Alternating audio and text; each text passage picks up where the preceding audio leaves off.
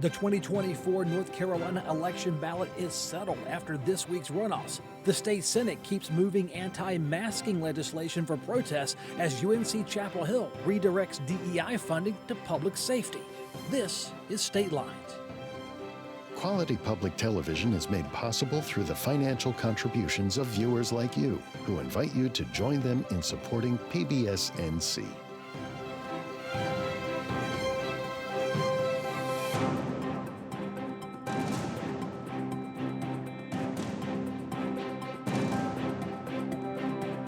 Welcome to State Lines. I'm Kelly McCullen. Joining me today is Cardinal Pine political correspondent Mike McElroy. There you go, Mike. Good day to you, sir. Thank you, sir. Wake County Representative Maria Cervania debuts on the show. Great to have you here. Thank you for having me. To your right, Senator Benton Sawrey of Johnston County and in seat 4, representing the mass media. Colin Campbell, WUNC Radio Capitol Bureau Chief. I want to get that right. Yeah, well don't put my fancy title. It is a fancy title. You have your fancy studio down at the Legislative Bureau, right where I used to produce Legislative Week in Review. Yeah, the ghost of PBS are still down there in that dungeon basement. You better believe it's a ghost. The 2024 general election is officially underway following 3 Republican primary runoffs that happened this week. Very quickly, Hal Weatherman earned the GOP nomination for Lieutenant Governor. Republican Dave Bullock, who is also on the UNC Board of Governors. This station is part of the UNC system as a full disclaimer. He's challenging Democrat Jessica Holmes for state auditor, and attorney Brad Knott clinched the GOP nomination for the 13th U.S. Congressional District. Colin, I'd say hundreds of thousands of votes should have decided all 3 races. I think it was probably thousands. But now we can look forward to November, can't we? Yeah, if the general election hadn't already started with all the races that were decided in the March primary, now the candidates for lieutenant governor and state auditor can really go at it now that we know who the Republican nominees are going to be in those races. But these are the down ballot races that this is probably honestly the most attention they're going to get because they were the only things on the ballot, along with that congressional race that ended up being kind of a dud because one of the candidates dropped out. Whereas now as we get into the general election, we're back focused to the top of the ticket, the presidential, the governor's race. We probably won't be talking about state auditor quite as much between now and November. Sir, you and I are on public media. We will be talking about the state auditor. Come on down and have a full-length interview about your plans for the auditor's office. Yeah, you know what? Well-deserved because they could audit us and audit you and everybody else in the state, it appears. Senator Sawrey, what do you make of this ballot? Now, your team is set, the other team is set. Where do we go from here? Spend a lot of money and do what with it? Well, spend a lot of money, get the message out. I think the takeaway from the second runoff. I live in the 13th congressional district. It was the nexus for the Kelly Daltrey Brad Knott race. The takeaway too. A couple things was the low turnout generally, and then the power of the Donald Trump endorsement. Kelly Daltrey, the daughter of Leo Daltrey, longtime political power in Johnston County, East North Carolina, and Brad Knott got the Donald Trump endorsement and ended up prevailing. So much so that she ended up suspending her campaign there towards the end of it. I think that speaks a lot to where the Republican Party is today, especially going into the November electorate. And I think you'll see a lot of candidates hitch their wagon to Trump just because they see the power of what his brand brings to the table in North Carolina. What does his brand bring to a state ballot? That's a there's race, but there's state leaders that wouldn't miss a chance to meet him. There's a place in Smithfield he seems to fly into a lot and does fundraisers and all that, or in Johnston County. Does Trump carry weight down that ballot? He does. I think, polling data shows, in North Carolina, across the board in the general election, he's running several points ahead of Joe Biden at this point, even more so than his 2020 election margin. I think you see the top of the ticket politics from Washington, D.C. coming down, and people are reflecting as to where they want the country to go here in the next 4 years. Representative Cervania, on the Democratic side, strong slate of tickets. You have a president up there as an incumbent. That doesn't hurt anything. And you've got Roy Cooper, who's trying to pass the torch to Josh Stein. Right. Walk us through your side of the ballot. How do you feel? We have the most qualified and the strongest slate that we could ever have, not only on the top of the ticket, but all the way down to our local races as well. If people really research and understand who their candidates are, they'll see that our grouping of candidates are the most qualified and will serve North Carolinians the best. In practical terms, from your experience in the State House and working with the State Senate at times on issues, because you've got to persuade them too, how different really in business matters are Democrats and Republicans in North Carolina? You fight over the bathroom bill, you fight over marriage bills, things are social issues, we get that, that's easy. But when it comes down to business, when people cast that ballot, and they're not sure about Bullock or Holmes or Weatherman or Hunt, Yes. What are the differences in the real world? In the real world, and I've actually talked to Colin about this too, 85–90% of what we vote on is unanimous. We agree and we vote exactly alike. It is those issues that are very divisive that is mostly seen in the public. But people need to trust that all of us are trying our best to make North Carolina the best state when it comes to economic development, quality of life. We all believe in that. It's how we get there a little bit that's a little bit different, and that's the debate. Well, Mike, the ballot is here. Now we're in your world. What do you think of this ballot? At the top of I don't want to get into Biden, Trump. I had enough of that. But one guy is viewed this way by the left, and the other guy is viewed that way by the right, and it's not very positive. So can we get some positivity and some inspiration from these statewide candidates? Yeah, I mean, there's always the two worlds colliding, the world of politics and the world of actual real life people trying to live their lives and better their lives. And I think that this ballot are a little bit less on these races than the others, though, but voters are going to have a really clear choice. There are stark divides, and I know that that the parties agree a lot on a lot of issues. They do, but on the ones they disagree, there are very clear divides. Even more so, maybe this year than in other years, kind of all the way down the ballot because of the Trump effect. That has kind of bloomed to where it's this widening gap from governor to lieutenant governor all the way down, and so voters are going to have a very clear choice. On issues that may be divisive but also really affect their day-to-day lives. All right. Well, next topic will be coming out of the state Senate, where it's passed legislation to reinstate a ban on mask wearing in public places. Masks and hoods had been banned in public between 1953 and the COVID pandemic.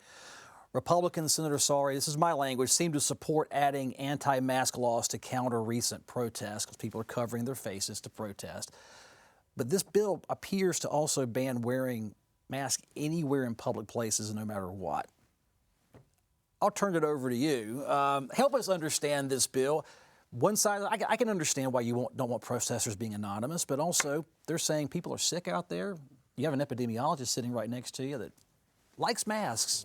Take this issue and simplify it for the folks. Sure. Well, that's a huge challenge for the time we have on this show, but I'll do the best I can. I think the framing of the issue, and some of that's been frustrating over the past week, what the bill does that we passed in the Senate is revert North Carolina law to the same place that it was prior to the COVID pandemic. So between 1953 and 2020, North Carolina had a mask ban and a hood ban in place. That law was changed slightly as a result of the COVID pandemic. What this bill does is goes back to the point that existed prior to COVID on January 1st of 2020. The criticism that we hear is that the public health and safety exception was taken away. That public health and safety exception did not exist for nearly 70 years in North Carolina. Nobody during that period of time was arrested for wearing an N95 or a surgical mask in public. Nobody is being arrested today for wearing an N95 or a surgical mask in public for health reasons. And once this bill passes, nobody will be arrested for wearing a surgical mask or an N95 in public for health and safety reasons. The Department of Health and Human Services has taken a look at this and has come to the conclusion that the bill is designed to target those who use a mask or some device to conceal their identity. In fact, I don't bring props often to this show, but I'm going to read directly from their memo. The language of the underlying criminal statutes all say the wearing of a mask must be done so as to conceal the identity of the wearer. As such, legal interpretation indicates that wearing a mask worn for public health and safety purposes is not a crime, and the removal of this exception does not open anyone up to prosecution. This is a bill that is designed to target anonymous outside agitators who are going onto our campuses and into our cities and concealing their identities and hiding behind the law in order to frustrate law enforcement and cause civil disorder and criminal disobedience in North Carolina. Law enforcement wants this bill. This is a public safety bill. This is a common sense bill. This is the same legislation that we've had for decades. Hand it right off to the representative. Your take on that? That's not really a prop, but Democrats and people who are opposed to the mask ban being reinstated have hit a sore point. He went and did homework and actually brought a quote with him. So this issue has touched a nerve with Republicans. What do you think? We've had a law, and the impetus of that law at that time was a strong one and still prevails now. What has been changed before the pandemic and now currently is to take out specific text when it comes to medical masking and public health safety. Why? Why take that out if, in fact, it's said by my colleague here that it's not against N95 or medical masking? Why take it out of the law now if it's not necessary?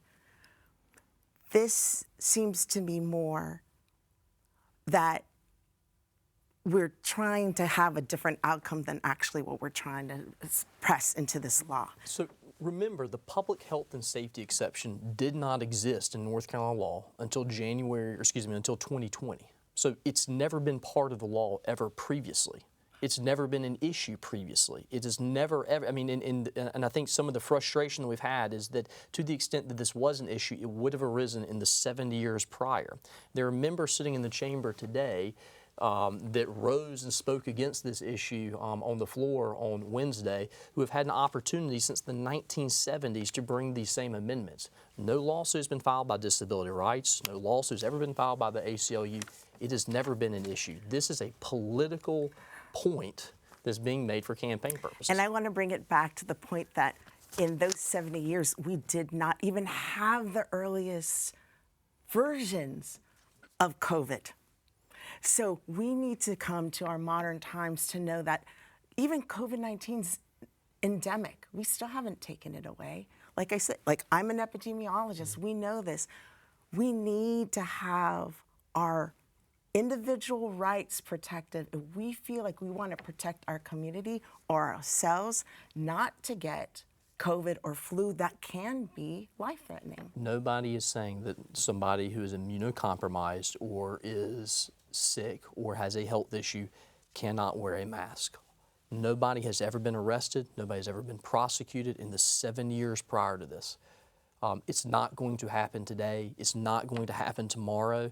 The senators who are speaking out against this know that. The Department of Health and Human Services knows that. Lawyers know this. Judges know this. Everybody knows this. Members of the chamber are using this to score political points to generate fear.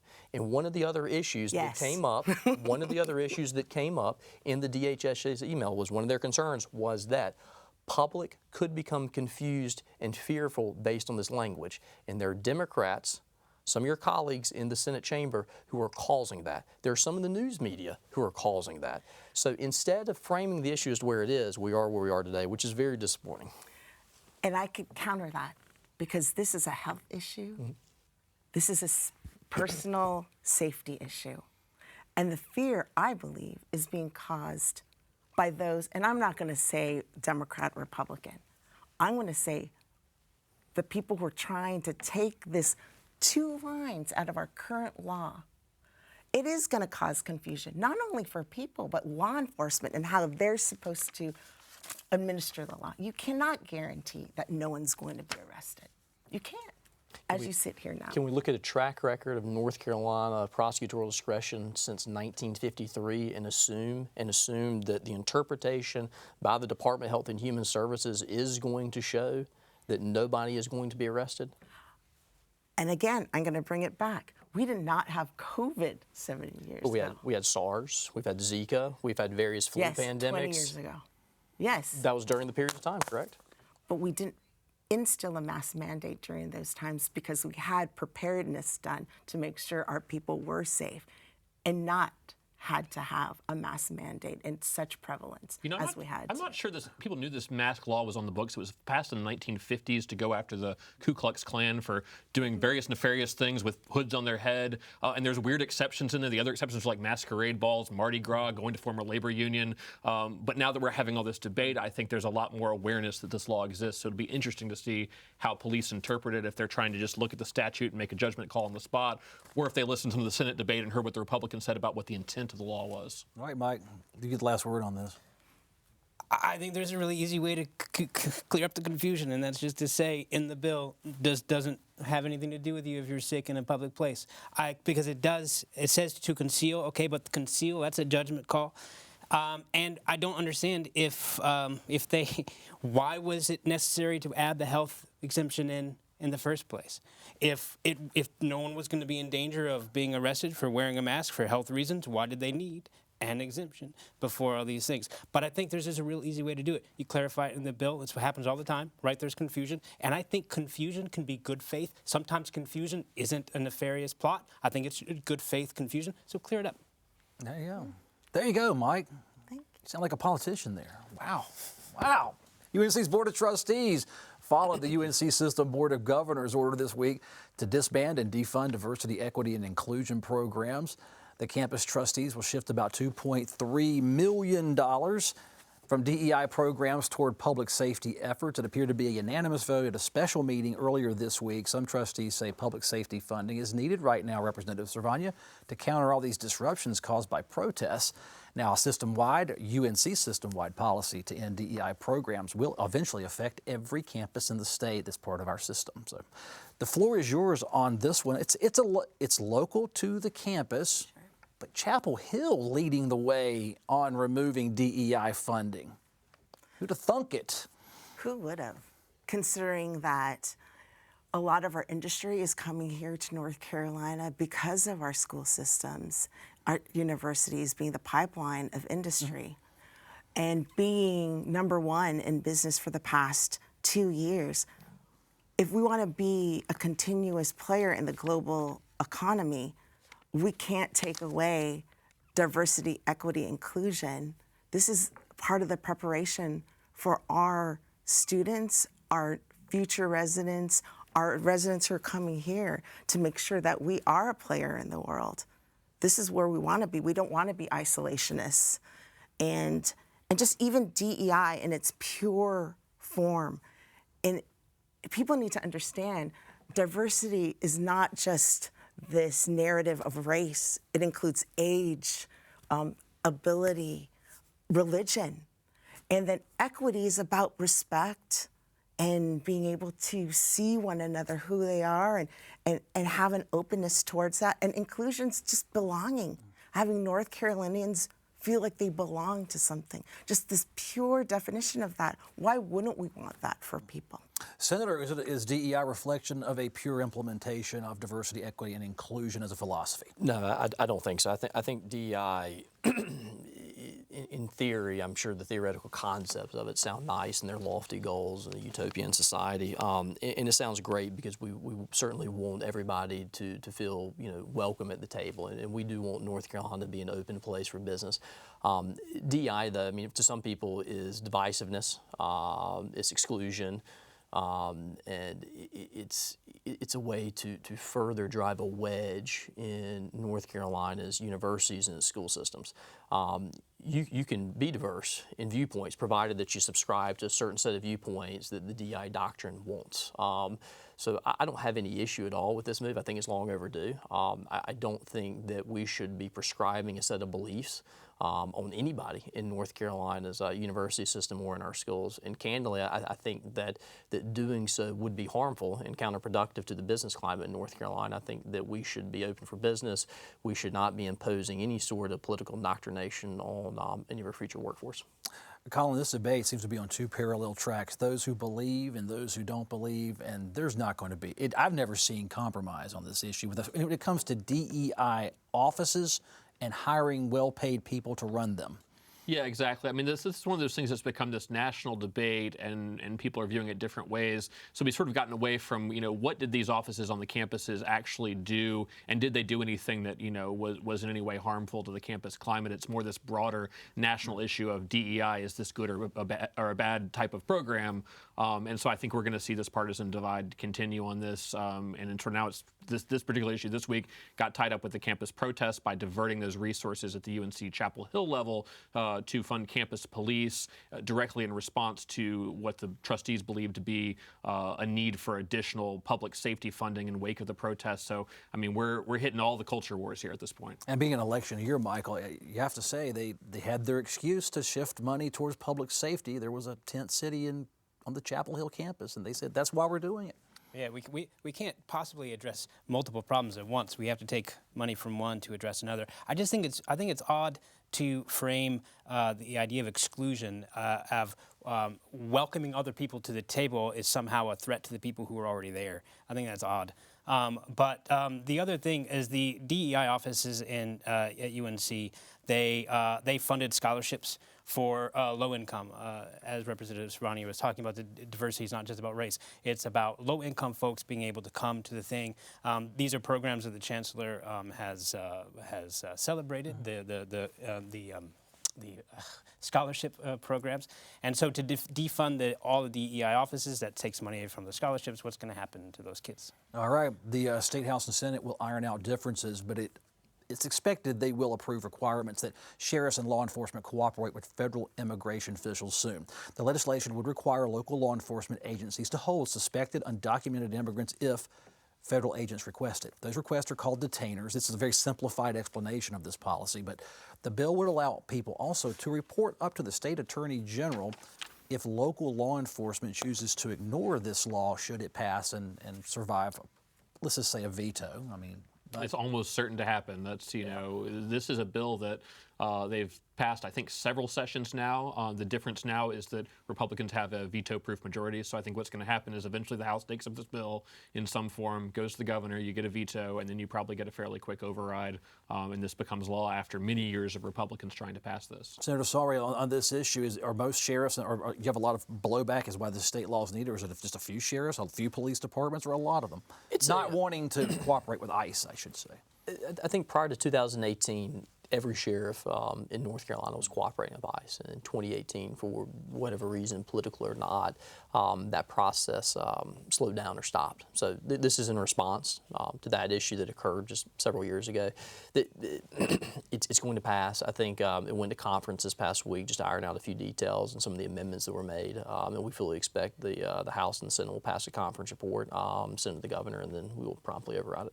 Representative, what do you think about this particular bill? Any room in there for negotiation? Could the Republicans put anything in legislation that would make you at least acceptable to you that law enforcement work with federal immigration? They work with federal immigration. I get concerned in that due process is not served and that trust in law enforcement gets diminished because there are arrests can be made with not full disposition if a person is guilty or not. If, in fact, that ICE is called in the front end of that, there might be situations to where, in most situations, that the suspect would be deported first before their day in court has been done. That ends up being that the person who's the victim doesn't get their justice served in what was done to them. I'm going to go backwards a little bit and say, I've been stopped by a deputy on the side of the road, by the blueprint in Arizona of Sheriff Arpaio when it comes to this. I was born in America, and I'm an American citizen, but because I was suspected of doing a crime, I was pulled over. And even profusely saying I'm born in America, of a naval person, veteran in his administration for another 20 years after the 24 years. He still didn't believe me and kept me on the side of the road for three hours. Now, am I supposed to be carrying my passport? Like, I could defend myself, but how about others who may not have that ability to? This, again, is a law that's very confusing for citizens, non-citizens, immigrants, here who are legally too. And our sheriffs are still also confused on how to enforce this. I think it's dangerous. It actually is counterintuitive about actually making a distrust with law enforcement so you cannot serve enforcement in law in cooperation. I think it's a dangerous thing. It's unfortunate. Mike, it's a state law that on the surface appears to demand local law enforcement follow the law. That's overly simplified, but yeah, right. I think so, but it also, I mean, it seems to be because the sheriffs, and it wasn't a large number, the sheriffs who were using their judgment to push back against what they thought wasn't right in those circumstances, and it takes that power away from them. I think that again with these, it's who is the bill targeting and who isn't it protecting, and I think that yes, very very violent folks who do awful things and are arrested. I mean, like this, if this helps that process go smoother, I think most people would be okay with that. But the fact that of the people who aren't doing anything wrong at all are just trying to live their lives getting caught up in this, I think that's the danger, and I don't know that the bill takes that into account. I got about 30 seconds. Sure, and I just want to reiterate, it was only a few people, and this only does apply to the most violent offenders. It's not about traffic stops or things like that. These are to serious violent offenders in North Carolina. All right, well, heavy show today. You guys need to pass some legislation that gets us all on board. Or how about a summer vacation? Finish up by June 30th, pass a budget, and go home. Yes, give me a summer vacation, please. Thank you. That's right. The reporters are just as tied to Raleigh as the legislators are. And I can't wait for them to be done for the year, and I can relax a little. Colin, thank you for being on the show. Senator, Representative Mike, thank you all. It's been a great topic. Thank you for watching. Email your thoughts and opinions to statelines@pbsnc.org. We'll read every email. Thank you for watching. I'm Kelly McCullen, and we'll see you next week.